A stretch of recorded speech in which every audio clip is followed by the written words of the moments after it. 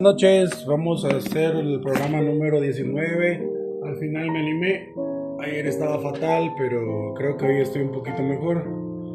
El día de hoy vamos a platicar un poco de los deportes de combate, artes marciales. Cuando yo era chavito y estuve en diferentes escuelas. En realidad no me gustaba estudiar. Estamos escuchando un poco de Chopin, solo que siento que está un poco fuerte. No sé si mi oído ya se mejoró. Les comentaba que tenía un tímpano lastimado. Pero bueno, nunca me gustó estudiar en realidad. Yo le decía a mi mamá, ya no quiero estudiar, y me decía, no, salite, está bien. Y aparte de, peleaba mucho. Entonces me tocaba que trasladarme a medio año para de una escuela a la otra, de manera que estuve en la Montúfar, de la Montúfar para el Cóndor, del Cóndor para la Federal, incluso en la escuelita del barrio latino, y así, y regresando a la Montúfar, luego regresando a la Federal, regresando al Cóndor. En realidad yo no era muy bueno peleando, pero las circunstancias, no sé si les conté ya cuando me defendí de un jovencito, creo que solo lo describí, por escrito lo conté, no lo he contado en persona. Hay una maestra que acaba de fallecer, es mi vecina. Ella estaba yo en segundo primaria y acababa de pasar primero primaria en la Montúfar con seño Leslie. Ella era la mejor maestra que puede haber, la más amorosa, pero nos la cambiaron a mediados de año por problemas personales. Nos cambiaron por otra seño que no era muy amorosa, pero terminé el año ahí, creo yo, y luego me fui para la Federal. Y en la Federal en segundo me tocó con varias maestras, entre ellas estaba señor Connie, que tenía una tienda que se llamaba San Pedrano, ahí por la terminal, pero era buena persona, muy buena. Y otra seño que también se llamaba Connie. Y al final nos pusieron al otro seño, cuyo nombre no voy a mencionar. Ella era bien abusiva. Incluso conmigo se enojó porque yo conseguía libros de inglés y andaba leyéndolo. Ya tenía como 8 años yo. 7 años tal vez o algo así. Y les comenté cómo aprendí inglés. Pero esta maestra decía que yo debía estar en un colegio privado, que porque estaba ahí con los pobres, pudiendo ser adinerado. Se burlaba de que yo pudiera aprender inglés siendo pobre. Y no es algo que influya, uno puede aprender lo que quiera, no importa siendo pobre. Le decía el licenciado Tolías que no pueden los panaderos ser abogados, y realmente que coma mierda el licenciado Tolías, disculpen la expresión. Entonces, pero es la realidad. ¿Cómo van a creer que una persona no va a poder mejorar su vida? Decía esta seño, recuerdo que había un muchacho que le decían culo de pato de podo. Ese era su apodo, yo no se lo puse. Hay otro que le decían fenomenoide, con el que yo peleaba mucho, Norman. Pero éramos amigos, no peleábamos así de que anduviéramos todo el tiempo peleando. Y había uno que le decían Huicho, y este Huicho era de los más molestones. Y la señora le ofreció apoyo a Huicho en el caso de que me lastimara. A mí le pidió que me lastimara y Huicho muy gustosamente lo hizo, pues. Recuerdo que hablando de José Alfredo, que les digo que le apodaban culo de pato, la mamá tenía un comedor en el mercado y un día le dice, José Alfredo quiere hablar con su mamá, la señora. Ah, pero es que ya todo el tiempo está en el comedor, puede pasar hablando con ella en el comedor. ¿Cómo se llama el comedor? La Fe. Ah, la fea, porque tu mamá es la fea. Así se llama el comedor, la fea, porque tu mamá es la fea, le decía. Era una mujer abusivísima esa señora, realmente un ser humano terrible. Nos puso a pelear a Huicho y a mí y se fue ella para que Huicho lograra pegarme. Y todo estaba planeado para que Huicho me golpeara y ganara y yo no hiciera nada, pero no contaban con que yo me iba a defender porque él me estaba moliendo la cara contra el zócalo de la Federal, de la clase, y yo con ojos cerrados lancé un golpe y le quebré la nariz. Me llevaron a la dirección, me iban a expulsar. El profesor Rodimiro Ventura Cruz me apoyó, me dio clases personalizadas. Fue una muy buena época para mí. Creo que ya había hablado de esto, sí. Pasamos entonces a tercero, ya en tercero Estuve creo que de la Federal los tiempos, me pasé para el Cóndor. En el Cóndor peleaba bastante, estaba un amigo llamado Richard. Creo que incluso me pasaron para la Montúfar en tercero y al fin llegué a cuarto de regreso al Cóndor. Estando en cuarto había un profesor que nos ponía a pelear y cada vez que alguien decía algo, se equivocaba en algo, hacía que le hicieran molotera o percha. La molotera es cuando, ¿han visto ustedes en fútbol americano que derriban a una persona y le caen todos encima? Esa es la molotera. Y la percha es exactamente lo mismo.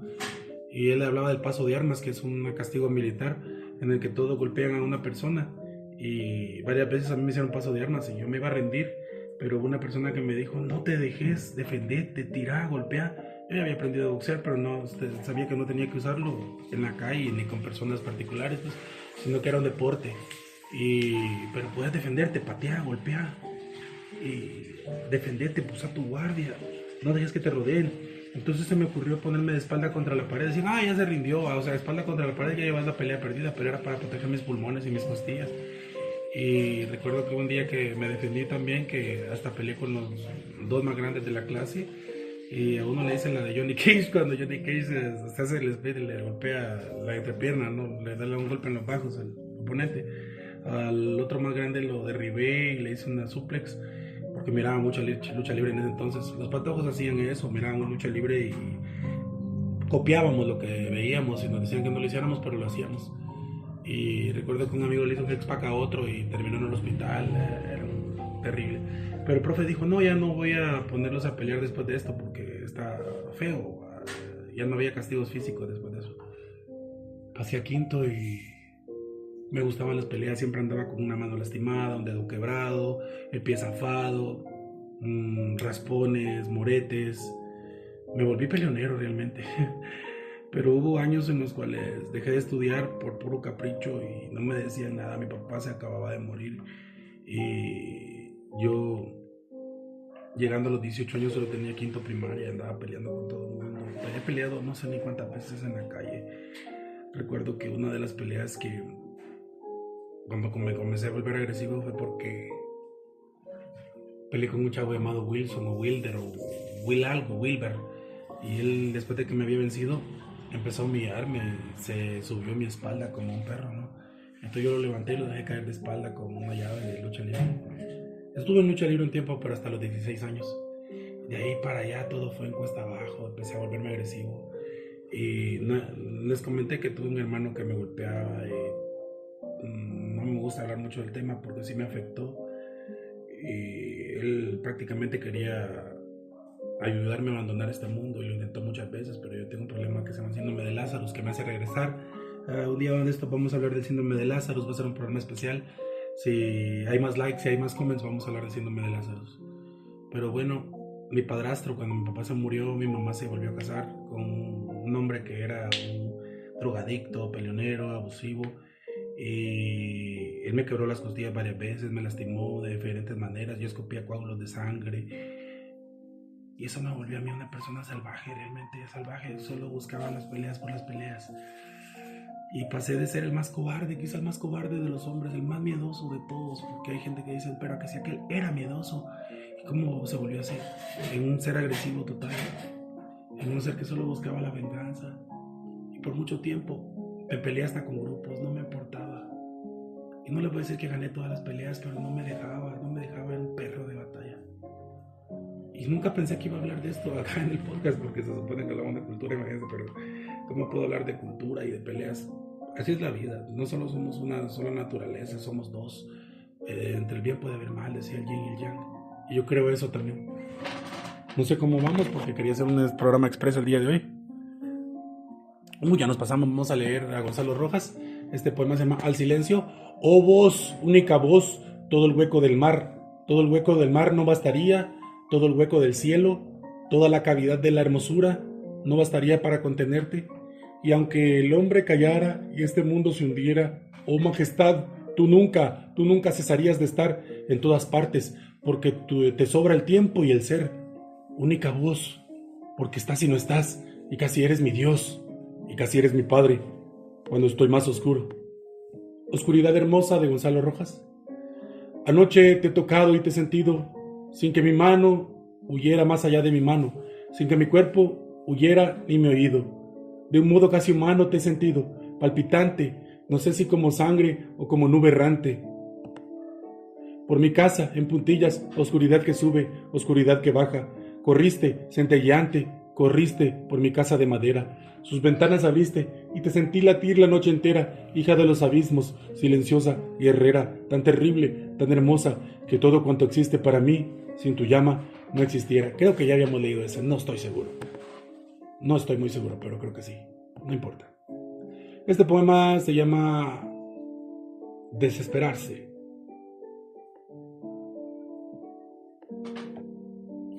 La ciudad que duerme y no conoce de amores, más que los que ven el parque aletargados, arrobados el uno en otro, que no sabe de preocupaciones.